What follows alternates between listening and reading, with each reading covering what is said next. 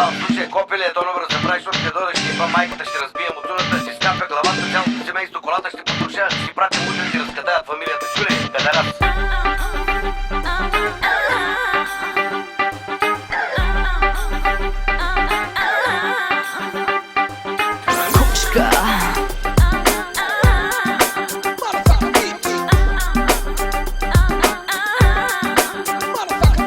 Виждам, че си малко сладичко мъжленце. Какъв искаш да станеш?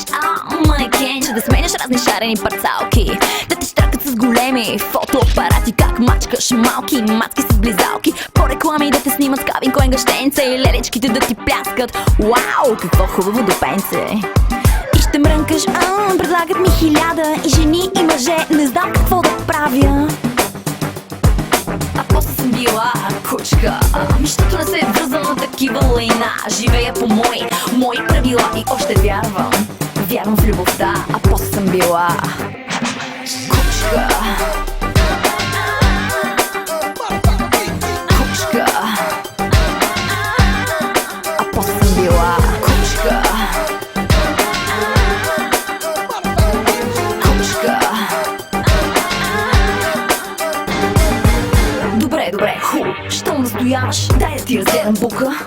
Всъщност как изглеждаш, въобще не ми пука. Важно е какъв си по душа, а ти си една меркантилна манекенка. И на фитнес, че ходиш, яко зайче. Платеш си малко, перешко газаче. Чакай малко, мило ми детенце, искаш AMG да ти купи BMW, най-новият сноуборд, че татарият ти бил мръзнал, най-новия Nokia карбон, с предишният ти втръснал. Чакай малко, я се спри, я се виж къде съм аз, къде си ти. Ходи си там по богати лели, сори не ми трябват меркантилни мекотели. И после съм била кучка, защото не се вързвам на такива лайна. Живея по мои правила и още вярвам в любовта.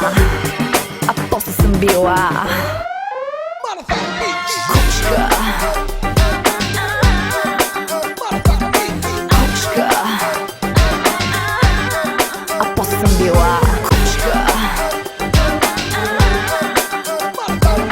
Кучка. А ти бе, господин играч, си ти се правиш на голям сваляч. Черпиш маски с Дом Периньони и се хвалиш със своя бизнес за милиони. А после жените били онакива, а ти какъв си бе? Чук, вирен столичен букук. По реповете всички ликорици мина, а после си търсил свясна жена. Къде я търсиш? По масите на чалгите ли? Да. А после съм била кучка, защото не се връзвам на такива лайна. Живея по мои правила и още вярвам в любовта. А после съм била кучка. Кучка.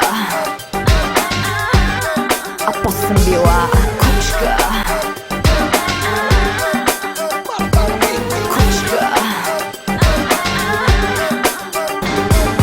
А коя связа ще те вземе тебе, бе, пацал? На детето ти софийските бръмчалки да повтарят: баща ти добър говори. Така че си мълчи и си цакай на разни ниски по 1000. А при мен не се бути, аз не съм от вашата плява и бурени аз не паса, защото не съм селска чалга овца. А че бе, дядо Славчо по село